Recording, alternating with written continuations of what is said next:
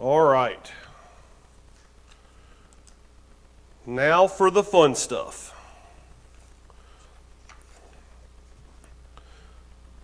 I don't know if it was the last, maybe it was the last board meeting. Louise asked me if I would be able to, if I could, we kind of, about once a month, we have a sign-up sheet to plan out the services, who's going to cover what, and how those are going to go. So I'm going to come down here because I've been up there long enough. And so she says, "Hey, can you cover this? We need 14th and coming up." And I said, "Yes, sure." And I didn't check my calendar. And then as soon as I checked my calendar, everything was fine. And then after I made the commitment to do this, then my wife decided to plan a trip. I got invited to go to I had a couple other things that come up. But Louise has such a big task of keeping all this organized and straight that out of sheer guilt, I didn't ask to change anything. Just, I don't want to disappoint Louise, for sure. So I'm going to talk about a spicy subject today. Now, by spicy, I mean it's something that'll probably step on some toes, make you go, It ought to be interesting, at least, to get to that point. So here's the question I'm going to pose to you today. What is sin? And the second, and the most important question is, what is the greatest sin? Now, we all know that sin's very important because sin's what keeps us from going to heaven, right? So, Perry. You don't have to answer. I was calling Perry out because she's sitting right there staring. She's like, she's locked in. What is sin?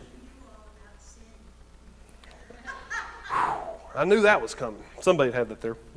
Some of us are more experienced in this category than others. Some of us have varying levels of education in sin. We have high school diplomas. Some of us have graduate degrees, and some of us have PhDs.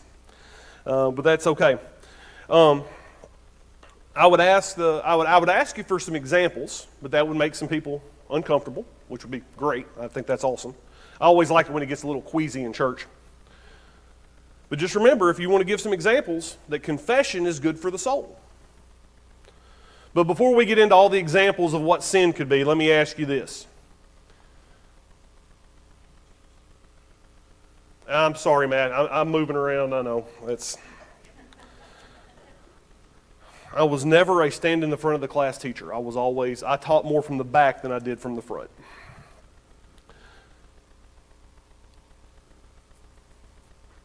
How many of you can name something that when you were a younger person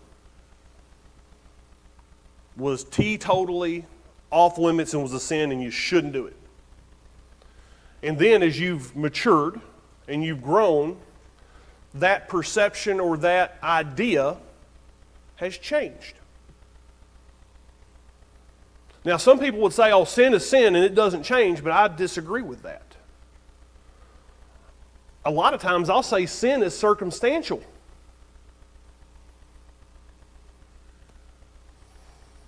I mean, there's things that I could do if I do them with my wife are okay. And there's things that if I did with somebody else would be bad, would be wrong. Like I'm not allowed to go to a nice bakery without her. What were y'all thinking? Come on now. But the definition of sin has changed over time. 200 years ago, or 300 years ago, 400 years ago, owning a slave was fine and would not be considered a sin. Because the good book talks about it. But in today's time, we have evolved and understand that that's a no-no. That's a big example, but I mean, there's all kinds of things. Where I grew up, dancing was a sin. I don't know if it was the actual act of dancing was a sin or for what dancing could lead to was a sin. I'm not sure, but it was a sin. Drinking was a sin. Now, I'm not going to ask who has alcohol at home in the cabinet or in the refrigerator, but I bet some of you do. But that's changed. Also, sin is circumstantial because if we were at the Baptist church right now, that would be a sin. But if we're at the Catholic church and they have their fish fry on Friday, they said they had cold beer for sale. You know, there's all kinds of things that are a sin. And I have to say this, the scholar in me makes me say this, that historically, the definition of sin has changed, and it has always been determined by those that are in power as a means of control of the people. Getting together and talking about how bad a job the king's doing is a sin, because that could lead to uprising and revolt, and is not in the king's best interest. So those things, that all comes with it. So then this leads me to my next question. What is the greatest sin? And here's the answer. The sin that somebody else does that I don't, so I can feel good about myself and look down on them. That's the greatest sin. Not my sin, your sin is the greatest sin. How many of y'all know some people like that? My mama, who's 87 years old, bless her little heart, she didn't give birth to me, but she raised me. She's about this tall, and she's full of all wisdom, but she was also one of those that sin was all determined upon her mood and what she was trying to keep me from doing. You know, like the mama in the water boy, the internet's the devil. She said, to know to do good and doeth it not is a sin. That makes a lot of sense.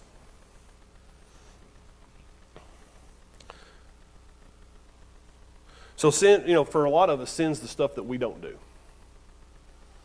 Because we have an option of, you know, we always kind of judge other people based on their actions, and we judge ourselves based on our intentions. Kind of goes with that. And sin falls into a bunch of different categories. There's public sin, and there's private sin. And then there's secret sin. Public sin is something that we can see somebody do out in public. You know, when you see the 400-pound guy packing the box of donuts, he's a glutton. They've said that to me several times. Or you believe he's going back for a second plate? He needs to go exercise. That's a visible or a public sin. You know, we see somebody that we know has been out to the bar and they've had a little too much to drink, they've had a little too much fun, or maybe they've gambled too much, or they've done this. You know, the things that we can see others do. Then there's the private sin. That's the stuff that goes on behind closed doors. That might be the browser history on somebody's computer. That might be the backdoor business dealings where they intentionally rip somebody off. That might be the power struggle where someone is slandered, or the gossip that goes on where someone's dragged through the mud and they're unable to defend themselves.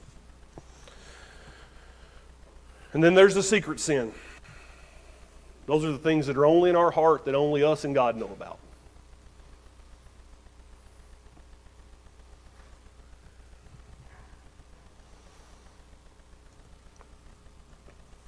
It doesn't matter what the sin is. It doesn't matter public, private, secret.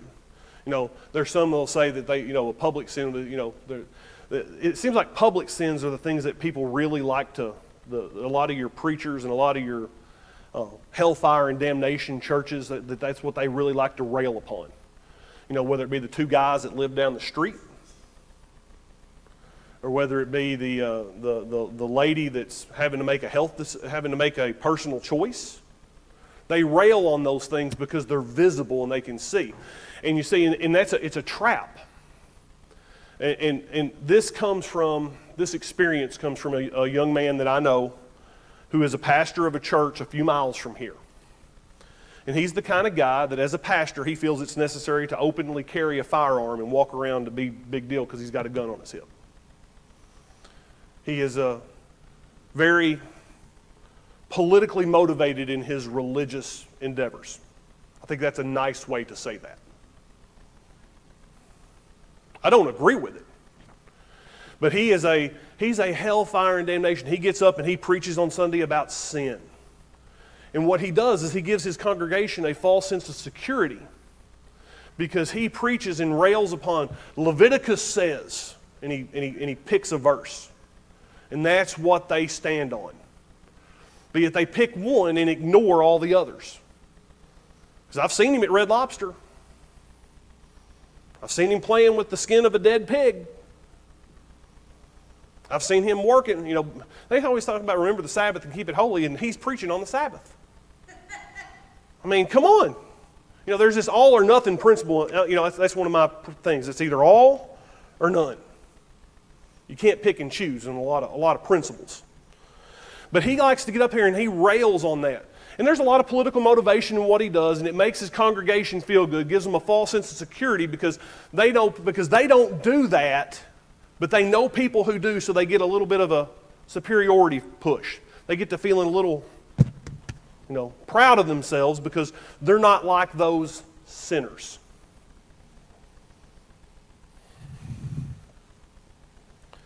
Throw a little scripture at you this morning. One of my favorite things that happens to me is when I learn something or I see something that I've never seen it in a way before. And this happened to me this week. I wanted to do a little fist pump when we got through the Lord's Prayer because the last time I did this I fumbled that and we messed it up, but we got it right this morning. We have a tendency to judge others more harshly than ourselves because they sin differently than we do. We look down at them. We don't have pity. We don't have compassion. We don't have empathy. We don't have understanding to know where they come from, why they're where they are, how they got in that situation. And then the worst thing that we do is because of that sin, we leave them in that situation and we don't even offer them a hand out. But this week, my epiphany moment, I was starting to work on this. I tried, Matt. I tried to have this to you by Friday. I started on Tuesday, and I couldn't get it done. I mean, I was 1,000 miles from nowhere. But we've said this one verse already today. Give us this day our daily bread, and forgive us our trespasses, as we have forgiven those who trespass against us. We ask God in that prayer every time to forgive us the way that we forgive other people. That's dangerous. That is scary. How many of you do not raise your hand? Spouses, do not point. Does your spouse forgive you the way they want to be held accountable or judged? The second verse is Matthew 7, verses 1 and 2. Do not judge, or you too will be judged. This is NIV translation. For in the same way you judge others, you will be judged. And with the measure you use, it will be measured to you. The standard you hold others to is the standard that you will be held to. That's a dagger moment, people. Now, I've started out talking about the spicy stuff, but I promise you that this gets really pointed here in a minute. The greatest hypocrisy that has ever been professed in a pulpit. I don't know if it's the greatest, but it's a pretty big one. And how many of you have heard somebody say this when they're on their righteous rail, they're on their holy horse, and they say you got to love the sinner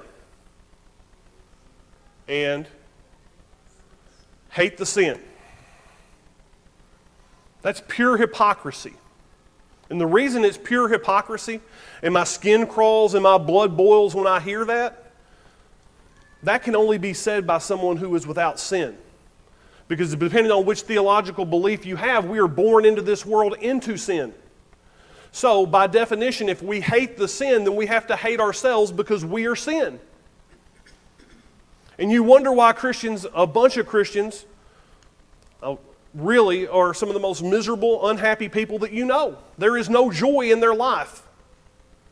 And you wonder why, when that kind of mentality is what they've based their entire faith upon. They got saved when they were 8 because they didn't want to go to hell because it was hot. Those kind of things. There is a great little verse, I don't remember exactly where it is, but it says, you hypocrite, how dare you judge your neighbor for the speck in their eye and you have the plank in your own. And I learned this being a dad to a teenage boy, that if you have any sin in your life and you go to correct them, you better be careful because it's coming back to you. True or false? That might just be teenagers in general, but that was my teenage boy. He was above average in aptitude, and he liked to sling that stuff around. If you have any sin and judge, you are giving God the standard to judge you by. When you are without sin, then you can judge away. Do not judge someone because they sin differently than you. We can go all the way, in today's time, I grew up in music and tattoos and, all kinds of crazy stuff that people were, you shouldn't do that. My mom used to get mad at me. She'd tell me I was sinning when I would go to church because I didn't wear the right stuff. She liked for me to wear nice closed-toe shoes. I like to wear sandals. I said, Mom, Jesus wore sandals. And I said, he had long hair and a beard too. She said, you're going to have a haircut and you're going to wear that. And I said, do you think Jesus wore Eastlands to school or to church? And then I got in trouble for being smart aleck. So we've talked about the greatest sin. That's what we've gotten to, or we're getting to. I will sum that up in just a minute. But let's talk about this. What's the greatest commandment? Love thy neighbor, love God, love your neighbor as yourself.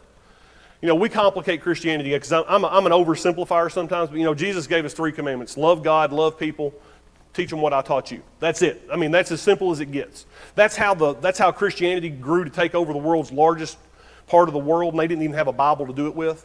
Another part that makes my blood boils when people talk about it, they think that the Bible is why Christianity exists. Christianity exists because of the death, burial, and resurrection of Christ. The Bible exists because of Christianity.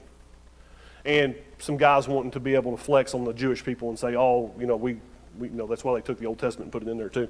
That's another day though.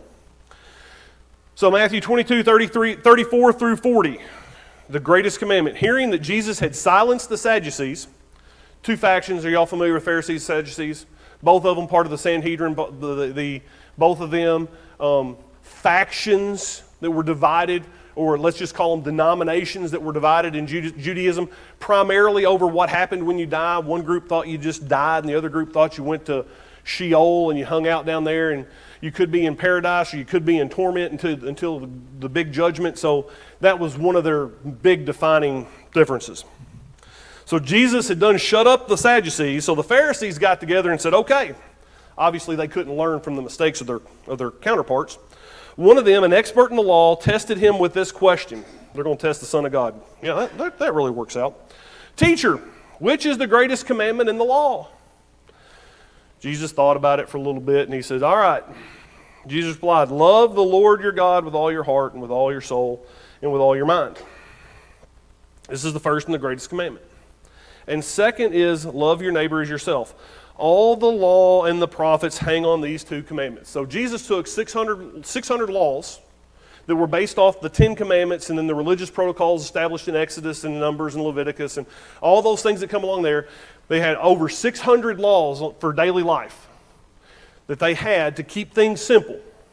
And Jesus took and they use this for power because how righteous they were is how they beat their chest in public, and how they, how white their robes were is how they strolled around town. And Jesus cripples them by taking all that they hold elevated, the commandments, but they forgot the intent of the commander. And he just takes it and he just says, he simplifies it, he crushes it. And said, these are the 2 things you got to worry about. Now, my third principle that Jesus said is go teach others this. That's discipleship. That's an oversimplification, but it ties right in with that. Now, the irony here is that the greatest commandment that we were given is also the most difficult, because we're to love. And how many of y'all have unlovable people in your life? They're difficult to love. But that's the hard part. Here's the other part about love. Love is messy. Because loving God can get you in trouble. But maybe I'm a little different or weird or kooky. We know that already, but no maybe to it. But when I think the greatest way for me to show my love of God is my obedience to the second commandment. And that gets so messy. If you know the parable of the sower, only 1 out of 4 works. So your success rate's 25%. So that means you're going to fail 3 out of 4 times when it comes to loving somebody. And that's not failure on your part. That means there's going to be disappointment, heartache, and just ugliness that you have to deal with when you try to love other people.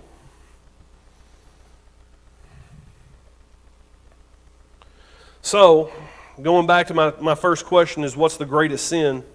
How are we doing time-wise? The greatest sin is choosing self over loving others. Now, I haven't mentioned self at any of this, ego, pride, self, or any of it, but ultimately, that's the first and the only sin.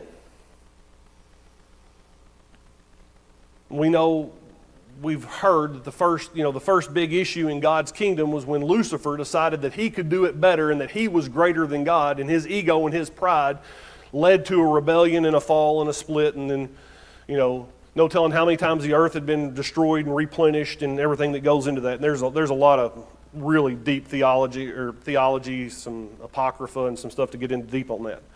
But that was where it originated, was when the most beautiful of all the angels said, I'm greater than you and I should be in charge. It was an I statement. Jesus lays it out in the Beatitudes. This was another one of those things that I had an epiphany one day because I didn't know. And I was thinking, and I was like, pfft.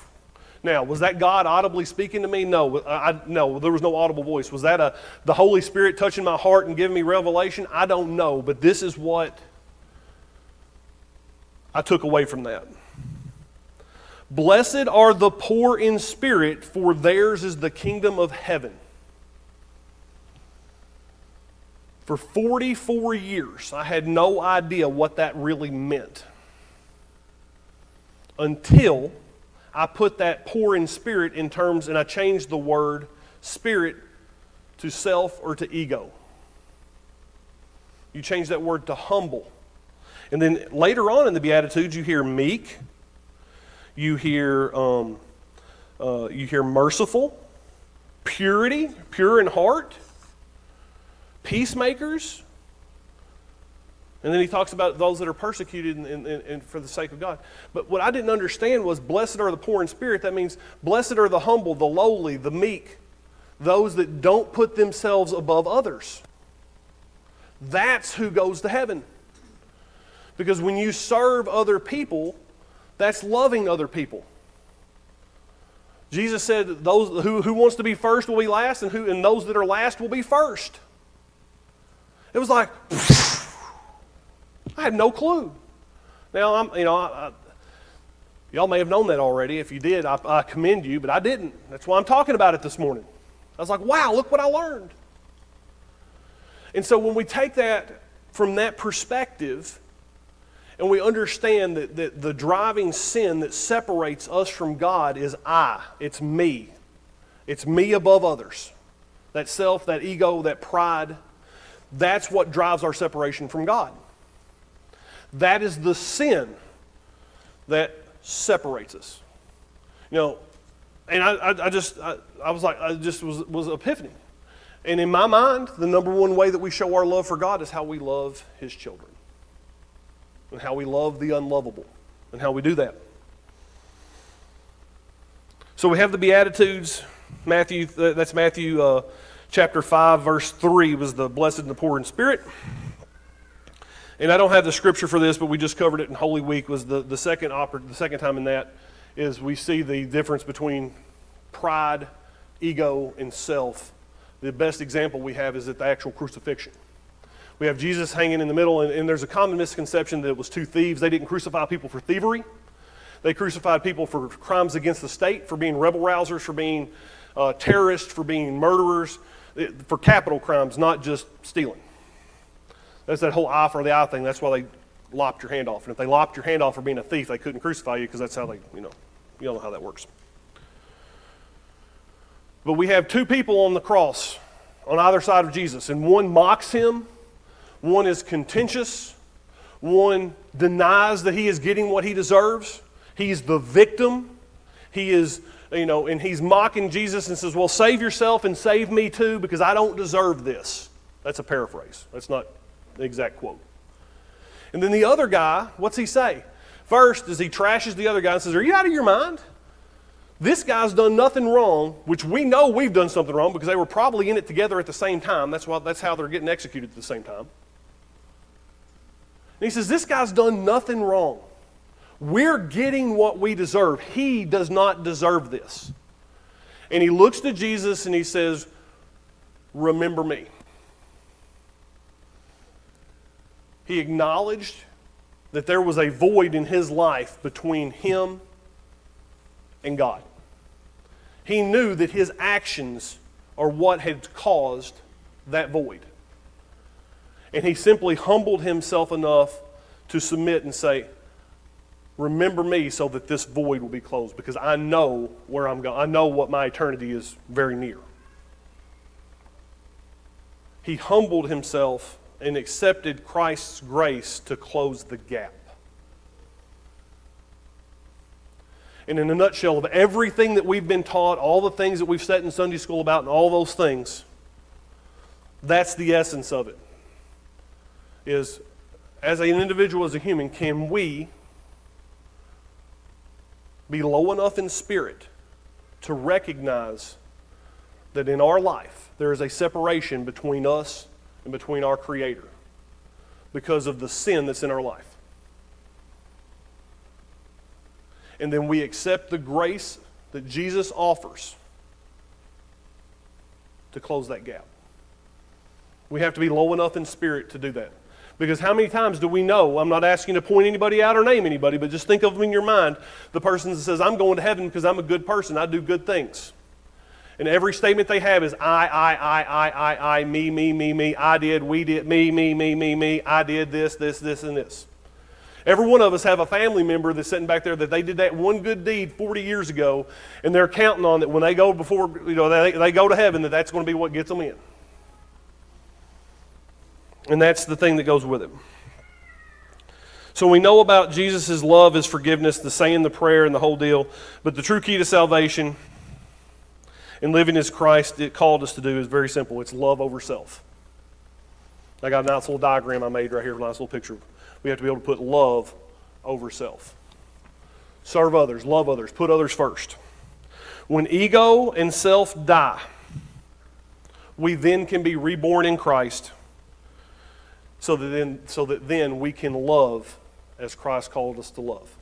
We overcome that great sin of putting ourselves over other people, of putting ourselves over others, of self over love. We were able to flip that script. But we have to be able to be humble enough, and our ego and our self has to be low enough that we realize that ultimately we're the problem and that that's the way to close the gap. That's why so many people struggle to find salvation.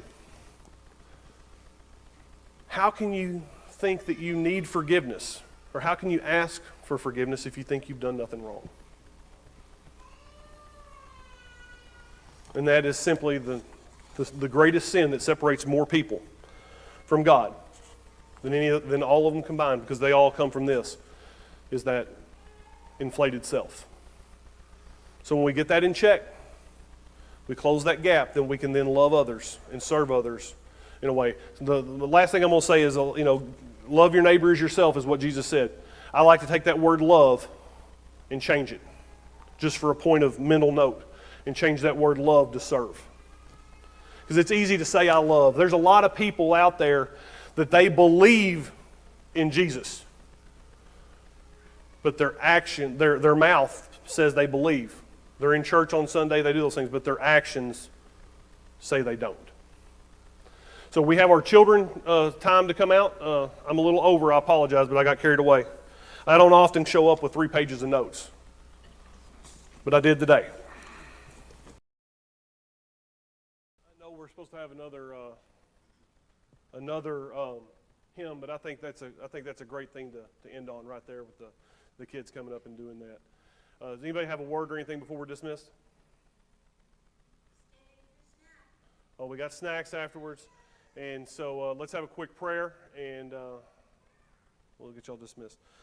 Lord, thank you for this day, and we just ask that you put it upon our hearts that we remember what your greatest commandment is, and that we live our life in a way that we love, and more importantly, that we serve others. We ask that you protect us and that you keep us as we leave here to this day, and bless the food and the hands that prepared it as we get ready to have our snacks. In your Son's holy name, amen.